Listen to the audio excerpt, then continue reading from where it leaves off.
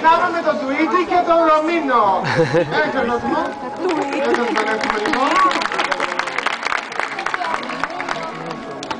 Θα έχεις απεκρώσει λίγο ήλιο που φαίνεται. Δεν πειράζει, στη συνέχεια.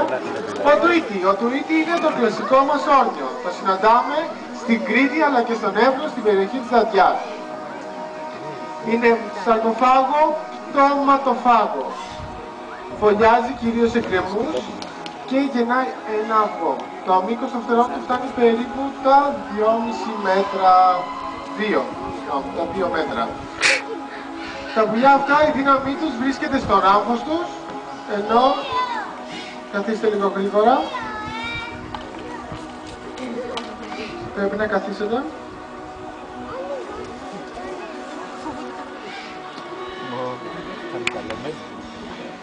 Το μήκος των φτερών φτάνει τα 2 μέτρα και όπως βλέπετε είναι αρκετά μεγάλα και πλατιά γιατί είναι αρκετά βαρύ το πουλί και πρέπει να πετάει με τη βοήθεια των θερμών αναλυτικών ρευμάτων. Έχει πάρα πολύ καλή όραση σε σύγκριση με την όσφρησή του που ουσιαστικά δεν πολύ χρειάζεται όταν ειδικά το κρέας έχει αρχίσει και μυρίζει. Από ένα κουφάρι τους αρέσει πάρα πολύ να τρώνε τα σπλάχνα και τις μύες. Επίσης, το στομάχι του μπορεί να χωρέσει μέχρι και 5 κιλά κρέα.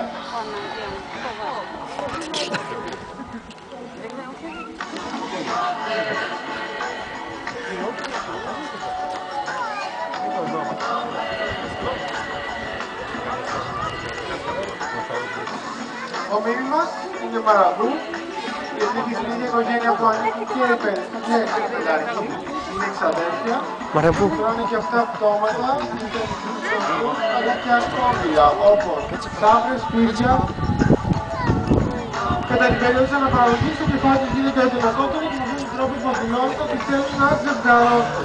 Το φτερωμά τους, συγγνώμη δεν θα κλείνουν την αλυσίδα, κάπως πρέπει να γίνει να μην συστήμα. Με το όνομά τους έχουν πάρει το φτέρεμο που βρίσκεται στο στήθος του, το οποίο ονομάζεται φτέρεμο μαραβού. Κατά την περίοδο της αναπαραγωγής, το κεφάλι τους κοκκινίζει και μερικές φορές αναπαραγεί. Ένα χειροκρότημα για την Εβίτα και τον Αντώνη. Η Εβίτα, το λατινικό της όνομα είναι νεκροσίτης μοναχός. Δηλαδή μεταφέρει τους νεκρούς ψηλά στον ουρανό. Αυτό πιστεύουμε ότι θα γεννήσει στην Αφρική όπου το συναντάμε. Ιδιαίτερο χαρακτηριστικό του είναι το πρόσωπό του. Όταν είναι χαρούμενη και ευδιάθετη, γίνεται το πρόσωπό του ροζ, το πρόσωπό του γίνεται άσπρο. Είναι από τους μικρότερους κύκλες, γι' αυτό και όταν συναντήσει πρώτα ένα κουφάρι, δεν σημαίνει να φάει και πρώτη. Γι' αυτόν τον λόγο και το ράμφος είναι τόσο μικρό και καψό, ώστε να μπορεί να χωρίσει στα πιο δύσκολα σημεία ενός κουφαριού. Υπάρχει και ένας μύθος από την ακολουθία, όπου κάποτε στην Αφρική υπήρχε μεγάλη ξηρασία. Και οι ηθαγενείς έπρεπε να κάνουν μια θυσία ενός πουλιαριού. Κανένα πουλί δεν δέχτηκε να κάνει τη μεταφορά ψηλά στον ουρανό που έπρεπε να πάει θυσία, παρά μόνο το συγκεκριμένο, θεωρώντας ότι με αυτή την πράξη θα γίνει πιο συμπαθή στα υπόλοιπα πουλιά. Έκανε τη μεταφορά και δεν έφτασε τόσο κοντά στον ήλιο, και γι' αυτόν τον λόγο το πρόσωπό τους κοκκίνησε. Στη συνέχεια επιστρέφοντας, τα πουλιά της είχαν κάψει τις φωλιές και έτσι παραμένει ακόμα και σήμερα μόνο εκεί.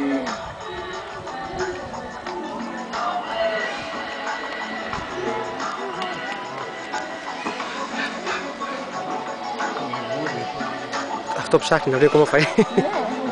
Ω Παναγιά μου, φορτωμένο αυτό. Εδώ βλέπουμε πιο μεγάλο τοματοφάγο πουλί, όπου είναι ο Αλή. Παρακαλέσω να καθίσουμε κάτω.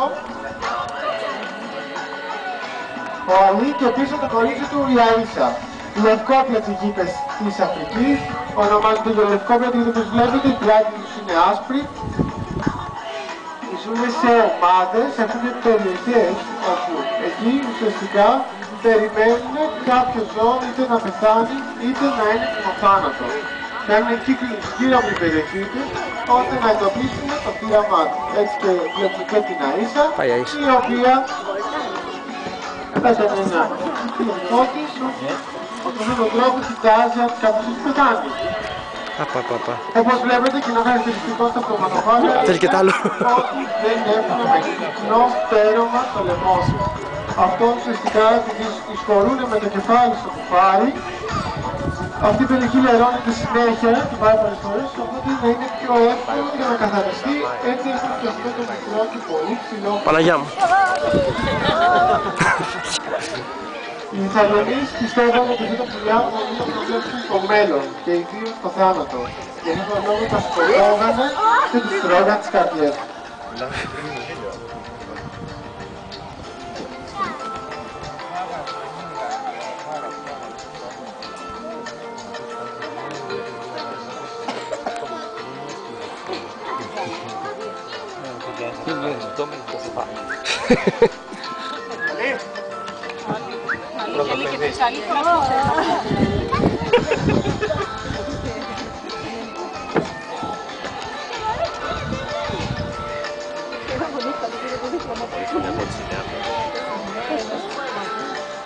Πήγε ο άλλος. Τώρα.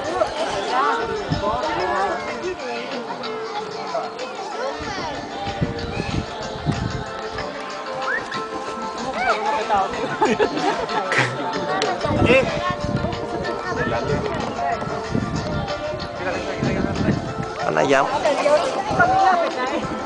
Να παρακαλέσω να μην σηκώνουμε χέρια γιατί με βάζουμε τα πουλιά. Δεν πάει καλά.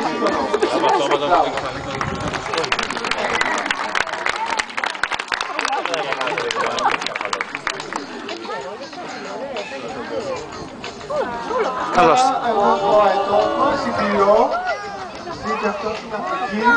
Θα παρακαλέσω τα παιδάκια να καθίσουν κάτω. Ευχαριστώ πάρα πολύ. Καθίστε, αλλά δεν τίποτα. Μπράβο. Κύκλιο είναι αετός του Μπάτλερ. Στην ηλικία κάτω των 5 ετών, στην ανήλικα, στις κατηγορίες είναι αυτόν τον λόγο που θα συναντήσουμε να πούμε χρώμα καφέ. Είτε είναι αρσενικό είτε είναι θηλυκό. Όταν ηλικιώνονται, τα αρσενικά έχουν μαύρο φτερό από πάνω, ενώ το βλέπετε η κλειό που είναι κλεισιά είναι πιο ανοιχτόχρωμη. Οι αετοί του Μπάτλερ διατρέφονται με κυρίως φίδια, δηλητηριώδη φίδια, γι' αυτό και αν παρατηρήσετε, ο λαιμός είναι αρκετά έχει πυκνό πτέρωμα που τους βοηθάει ουσιαστικά σε τυχόν επιθέσεις των φιδιών να μην μπορούν να τα τραυματίσουν. Τι τους λέμε. Η αιτία αυτή την πάτε αυτή βάζουν τις μερικά ακροβάτες για το ιδιαίτερο πέταγμά του. Όπως πάντα κάτω, είτε παιδάκι είτε πουλάκι, κάτι θα κάνει. Όπως βλέπετε φούντωσε. Φούντωσε Κλείο. Έτσι βλέπετε Τα πήρε. το πτέρωμά της. Τα πήρε Κλείο. Όπως βλέπετε έχει πολύ μεγάλα φτερά, αλλά πολύ κοντή ουρά. Ουσιαστικά δεν την κάνει και αρκετά ικανοποιητικό. Δεν είναι αρκετά καλή στο πέταγμα. Γι' αυτό και μέσα στη διατροφή της μπορεί να φάει και πτώματα. Αυτό είναι η σειρά ζωμήνης. Ένα επόμενο.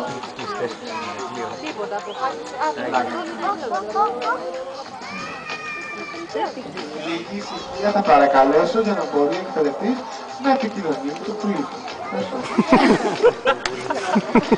Επίσης, παρατηρήσετε ότι οι εκπαιδευτές φοράνε γάντια. Τα γάντια τα φοράνε γιατί τα νύχια των πουλιών μπορεί να τους τραυματίσουν. Επίσης, κάποια πουλιά έχουν και κάποια σπινάκια, κάποια κορδονάκια μάλλον καλύτερα στα πόδια τους, τα οποία τα ονομάζουν τζέσις και ουσιαστικά τα χρησιμοποιούμε για να μπορούμε να ασφαλίσουμε το πουλί στο γάτι και να μην μπορεί να φύγει αν τρομάξει από κάτι.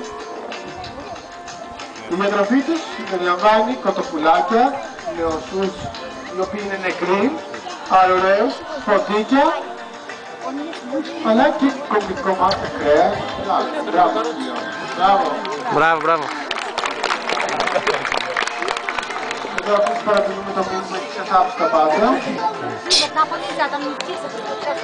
Μοιάζει κιόλας. Δεν είναι βίδα, είναι τα κλασικά που βρίσκεις κάτι δοτάκι εκεί πέρα.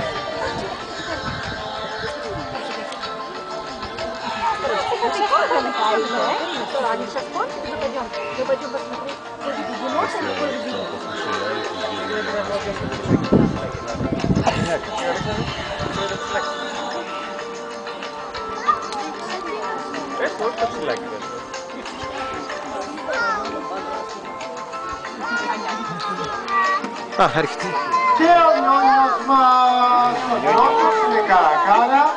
Το συναντάμε στα νησιά Φόγκλαν, απέναντι στην Αρχιτεχνή. Όπως βλέπετε, ο Μίσος. Υπάρχει ένας τέτοιος ευθυσμός.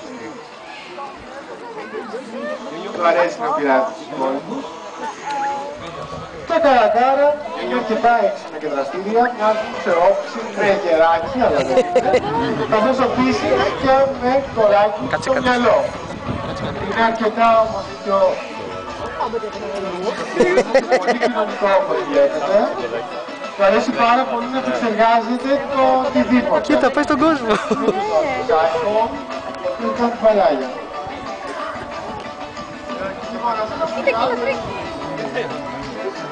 Α, θα δώσω την ήρθα να πάρω ένα τέτοιο. Τα πουλιά αυτά είναι καιροσκόπη, δηλαδή τι σημαίνει αυτό. Δεν κάνουν ποτέ την ευκαιρία, εάν βρούνε τροφή, να κατευθυνθούν σε αυτήν. Επίσης, είναι αρκετά λέμαργα. Και αρκετά έξυπνα μπορεί να χρησιμοποιήσουν για την επεξεργασία της τροφής της ακόμα και επικείμενα. Για παράδειγμα, μπορούν να πιέσουν ένα κοπηγούνι που γίνεται πάρα πολύ σκληρό, να πάρουν μια πέτρα και να σπάσουν αυγό. Επίσης, μπορούν ακόμα και ένα σκάψιμο. Και τώρα το παρατηρήσουμε το κυνηγητό, το γκρίνι και το νιόνι.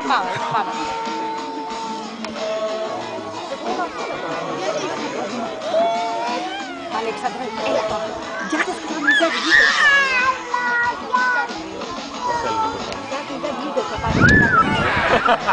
Έφυγε ο Νιόνιος.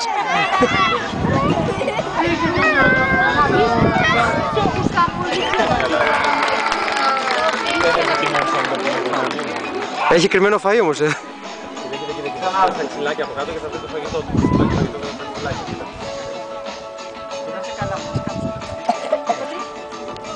Το κακόβιλο.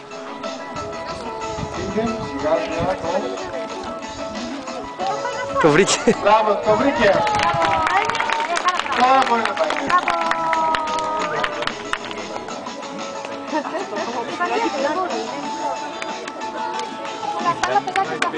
Γεια σου, μπράβο.